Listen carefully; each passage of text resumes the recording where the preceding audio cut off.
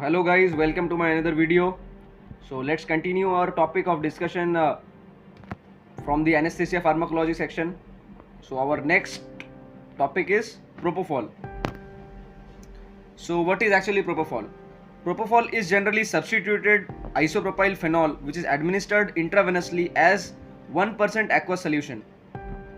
Chemically it is distinct from all other sedative hypnotics, and due to its rapid action and complete recovery from the body, it has replaced the previous drug thiopental sodium. Complete recovery here means that its excretion rate from the body is very quick, and its action is very much faster, very much rapid as compared to thiopental sodium. Though its systemic effects and the mechanism of action matches somehow with the thiopental sodium, but it has replaced thiopental sodium in clinical practices. So let's look at the other points too. So let's look at the mechanism of action of propofol. So propofol exerts its sedative hypnotic activity by acting on the GABA receptors, and GABA receptors are activated by the propofol, which results in increased chloride conduction. Hence it results in hyperpolarization and functional inhibition of postsynaptic neuron. So please keep this point in mind. It is a very good question in MCQ format, and MCQs can be asked from this part, the mechanism of action part. So please go through it for once. So I am repeating it for once again. So propofol exerts its sedative hypnotic effect by acting on the GABA receptors, and upon acting on the GABA receptors, it activates the GABA receptors, and thus it results in increased chloride conduction. Hence it results in hyperpolarization and functional inhibition of postsynaptic neuron. I hope it is clear now. So let's look at the other points too. So now let's look at the pharmacokinetics of propofol. So the hepatic metabolism is rapid and extensive, resulting in inactive water-soluble sulfate and glucuronic acid metabolites, which are readily excreted out by the kidneys. And due to its rapid excretion from the body, it has replaced thiopental sodium in ambulatory surgeries or daycare surgeries. So you already know that, and it is all about the pharmacokinetics of the propofol. Now let's look at the uses of it. So induction of anesthesia at the dose of 1.5 to 2.5 milligram per ml. It induces anesthesia at the dose of 1.5 to 2.5 mg per ml. It causes intravenous sedation in the form of drip in the dosage at the dosage of 25 to 100 microgram per kg per minute. It is used in the maintenance of anesthesia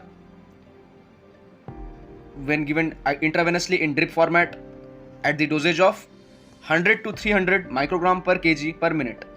So let's look at the non-therapeutic applications of propofol. So it can be used as an antiemetic if given 10 mg intravenously.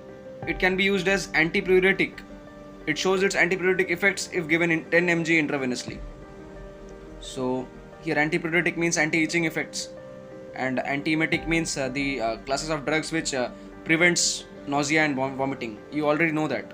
If given at the dose lesser than 1 mg per kg intravenously, then it shows its anticonvulsant activity.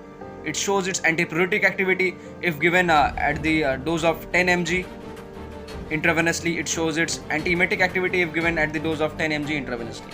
So I hope it is clear now. Let's look at the systemic effects too. So in systemic effects at CNS level, it decreases intracranial pressure, it decreases cerebral blood flow, and also the cerebral metabolic requirement, just like the drug thiopental sodium. At earlier point I mentioned that its systemic effects and the mechanism of action is just about similar to the thiopental sodium, and you can relate it now. See, it at the CNS level it decreases the ICP, CBF and the cerebral metabolic requirement, just like the drug thiopental sodium. And at the cardiovascular level, cardiovascular system level, it decreases systemic vascular resistance, it decreases SBP, that is systemic blood flow, and there is no change on the heart rate. So I hope it is clear now. Let's look at the other points. So in respiratory system, dose dependent decrease in ventilation occurs. There is decrease in tidal volume and the respiratory rate.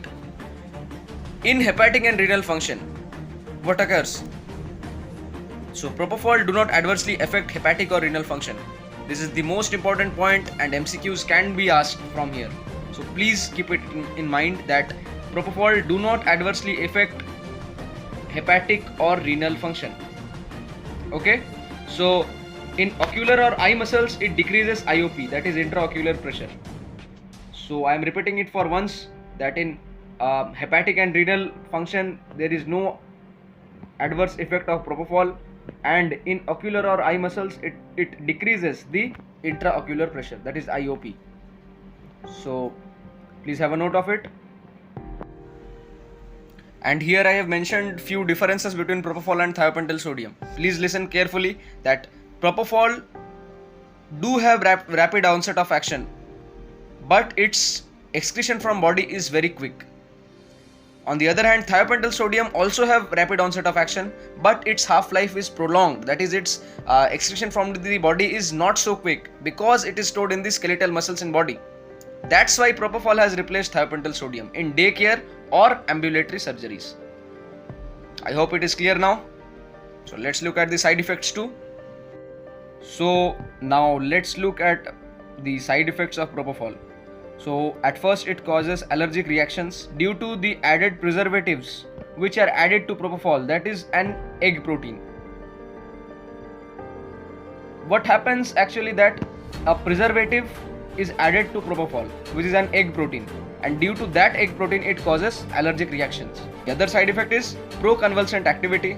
Third, abuse potential is very high and there is high bacterial growth due to that egg protein, which is used as the preservative in Propofol, and it has antioxidant property. The last side effect is that it causes pain at the injection site while giving intravenous injections due to that egg protein preservative. So this egg protein preservative is causing very much side effects actually, isn't it? At first it caused allergic reactions, we saw that at the first point. At the fourth point it is responsible for the bacterial growth, and at the sixth point it causes pain at the injection site when giving intravenous injections. So please keep these points in mind. The side effects are very important too. MCQs can be asked from here, and I hope you enjoyed the lecture and it was helpful to you. If you are new to my channel, please subscribe to it.